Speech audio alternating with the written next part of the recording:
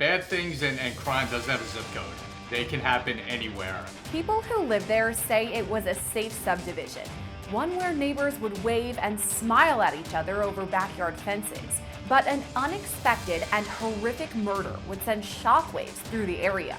From all indications, it was, a happy family. But, you kind of take actions for granted where, you don't go into the bad things that could be happening.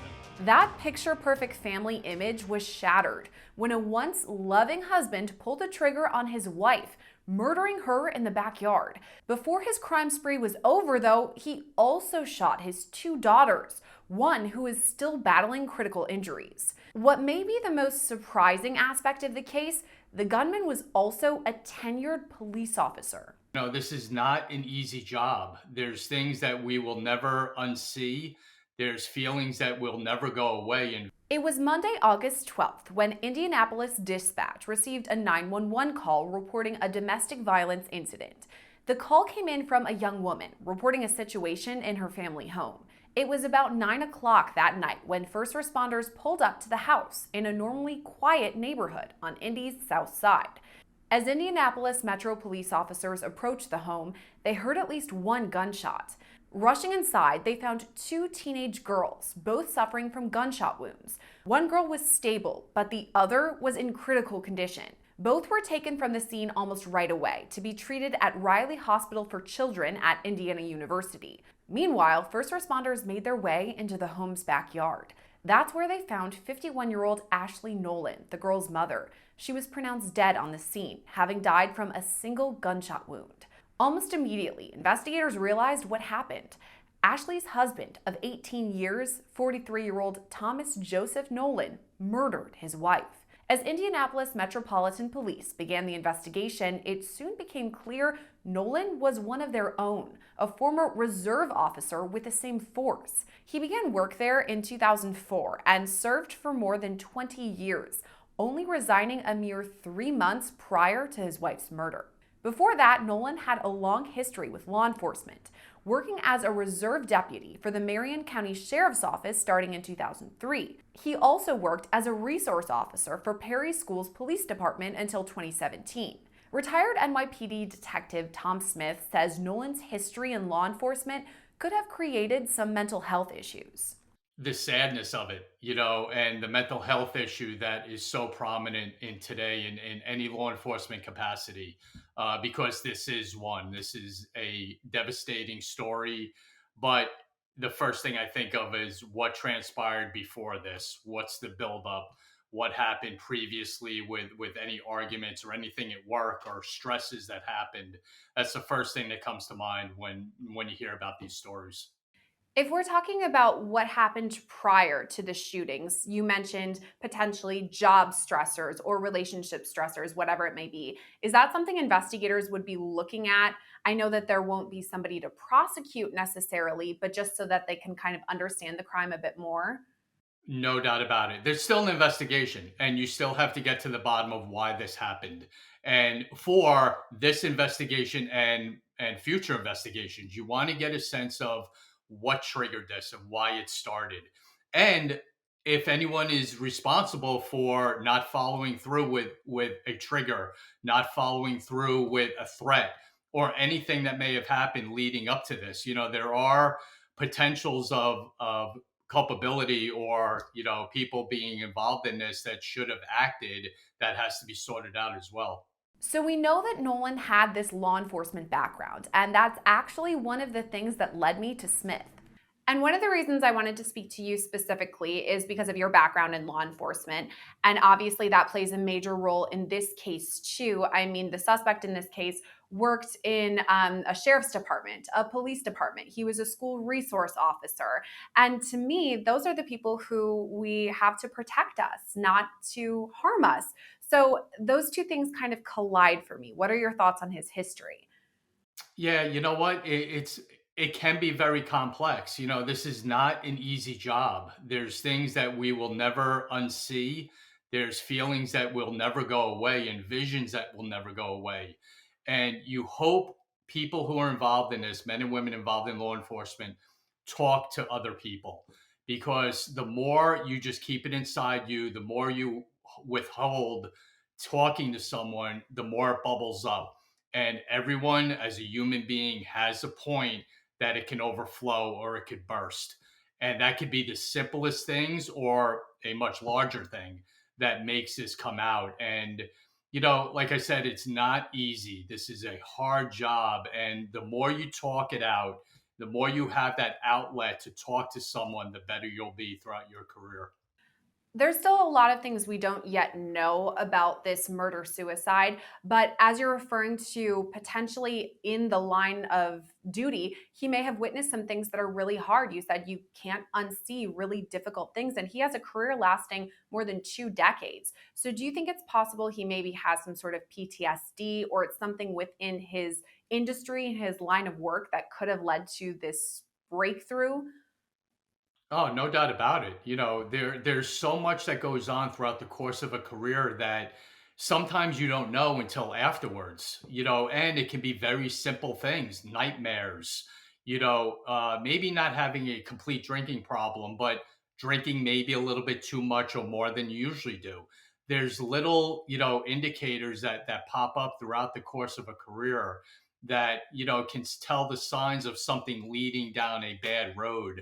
And, I'm just afraid that this is what happened in this case. So, we're not sure whether something in Nolan's work history spurred a breakdown, but we do know there is some mystery surrounding his final law enforcement position. He began work with Indianapolis Metro PD on May 8th, 2004, and resigned on May 15th of this year, but we still don't know the reason for that resignation. So this man resigned back in May because he worked for Indianapolis police. Resigned in May and he didn't retire. That kind of stood out to me because he's only in his 40s. So obviously a little bit early to retire. So it seems like something went wrong there. Potentially, I'm speculating, but we don't know what it could have been. So do you think that maybe whatever that caused him to resign could have led to this? No doubt about it. Like I said, it could be something very simple or it could be a more complex thing. Because listen, things that happen at work, stresses that happen at work lead to stresses at home all the time. You take it home with you, and people who are going through bad situations and bad times at work always end up bringing it home. And then that leads to home issues with arguments and disagreements, and hopefully not, but sometimes violent acts. We know how the case ends with these violent acts, but from where we're at now, it's tough to decipher how we got here, especially with a lack of warning signs. If we're talking about at home issues, domestic violence incidents, that's what's interesting about this case is that neighbors reported this is a really safe area. We've never seen red flags from this family. We haven't even heard them argue. According to reports, no one had been previously called there, any sort of law enforcement. So, were there red flags that people maybe missed, or could this have been just out of the blue? Well, in this situation, the very first thing I thought of was the daughters. Now they're not victims, now they're witnesses. Now, that whole process of talking to them about how was home, what was going on, what did you witness, what did you overhear during certain arguments that might have happened. Neighbors and people at work aren't in the home. The people that are there understand what's going on, and they're going to be a big part of this once they have the opportunity and even kind of power to come out and talk about what happened. It's going to be tough for them to do that, but it's going to be something necessary to do to find out exactly what happened and what led to this. Both teenage daughters survived the shooting but required treatment at a children's hospital. Smith says their information is invaluable to the case and it will have to be gathered in a sensitive way. And as far as these two girls, they're still under age 18. They're still juveniles being treated at a children's hospital right now. And I know it's very sensitive. I mean, to have witnessed these things and succumb to these injuries potentially, but also they're children. So, is there any special way that investigators would go about trying to talk to them to get more information out? Oh, very much. You're going to bring in a specialist. You're going to bring in maybe someone who knows them to assist with the interview. You have to make them comfortable, and that time frame may be long. You may not get all the information you want in a couple hours. This may take days, weeks, and they're going to take their time doing it because they understand, how sensitive it is, and it's definitely sensitive. It's going to be hard. And it's the attempted murder of both daughters that makes this case really stand out. And the details of the case, I know we keep hammering back on them, that the wife was murdered in this instance, and the two daughters, he shot at both of them. Now, unfortunately, domestic abuse is something that I cover a lot on Law and Crime, where one partner attempts to kill or does kill their partner, turns a gun on them, whatever it may be. But I don't as often see a parent killing or trying to kill one of their children. So, what do you think? Do you think this could have been a domestic instance between the wife and husband, or do you think the children could have been involved, some sort of argument with them? That could be, and again, when I say the social media investigation, it's going to go towards the wife as well. What was going on in her life? Who was she talking to? What was going on with her? If he wasn't home, what are the kids involved with? It could be, there's so many different avenues that this could go down. And it's a matter of just pinning down a timeline of events. And that's gonna kind of lead in the right direction to find out exactly what happened in this. Again, this part is just me speculating, but having worked at Law and Crime, I've covered a wide variety of cases, and I have unfortunately covered some where a family member kills another family member. And in some cases, I've seen where they kill their children because they were witnesses. They had killed their spouse, and then the kids had been there, so then they shot and killed their children. Do you think that's possible here? That potentially the dad shot the mom, the two daughters saw this, and that's why he shot them, hoping to kill them so there wouldn't be any witnesses? Well, see, there again is the interview of the children. What happened first? What was the argument that led up to this? Or was there even an argument? But the time frame of who was shot first and maybe what was said and the actions of him after each shot is going to play a part in actually what happened. A major question mark in the case is whether Nolan plotted to commit these crimes or if it was a last minute decision. And this is something we keep circling back to because as of now, we still have a lot of questions about this case. But whether this was a crime of passion, a snap decision, or whether it was premeditated, we've kind of been talking about it as if it was potentially a snap decision, a crime of passion. But is it possible that the father in this instance actually planned this out thoroughly and hoped for a while to commit these crimes? Oh, absolutely. You have to leave everything open. You can't The one thing in investigations and especially a homicide is not to jump to a conclusion, to leave an open mind about any possible scenario that might have happened.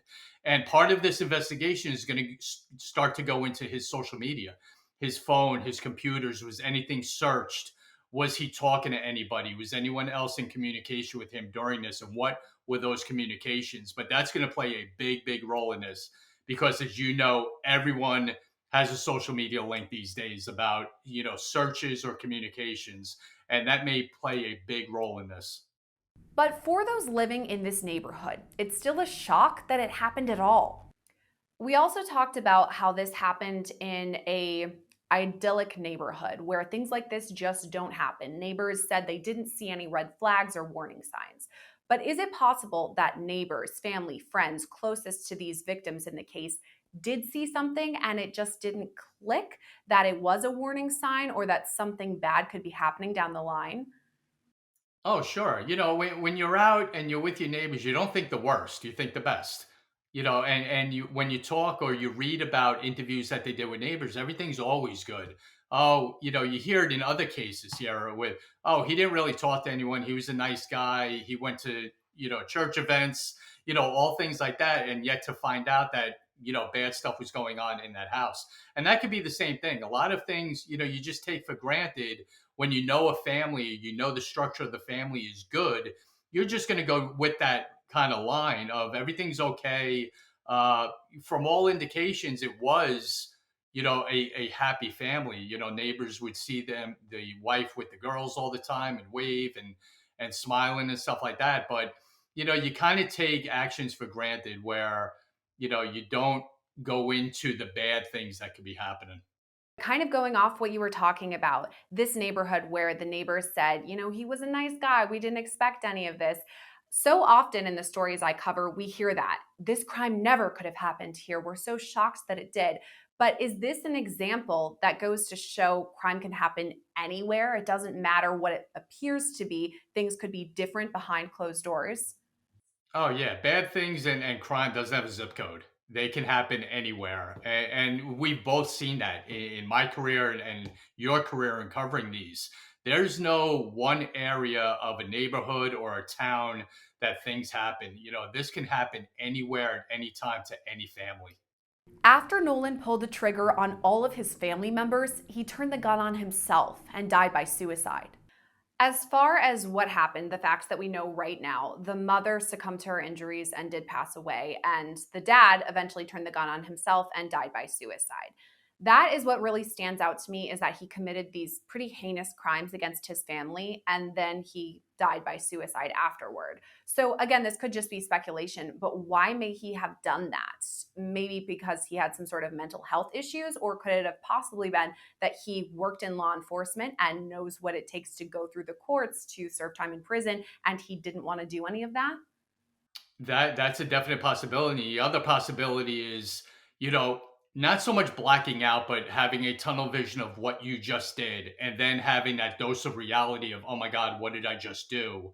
And having really no choice, in his mind, but now to take his life because of the guilt of what he just did. So we talked about how the suspect in this case will not be charged. Obviously, he's not around for any charges to face. But what you're referring to, do you think it's possible that someone else could face a charge in this culpability, as you said, if they ignored a red flag or something along those lines?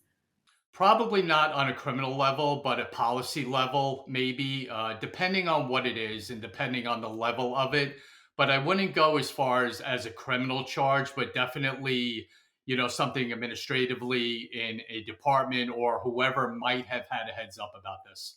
This case is still under investigation, and there are several things detectives will keep an eye out for as it continues. So, if we're talking about a timeline or a future investigation, you've mentioned a couple of things. Obviously, investigators would go through the house, the crime scene, and see what they can collect there. You also touched on social media, but do you think there's anything else that they would really zero in on to kind of make sense of this tragedy?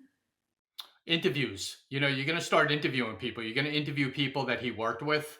Was he talking to anybody else? What stories would he tell while he's at work? And the same thing with the wife.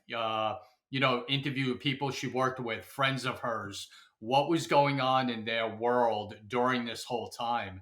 And again, like I said, a big part's going to be the girls, other family members.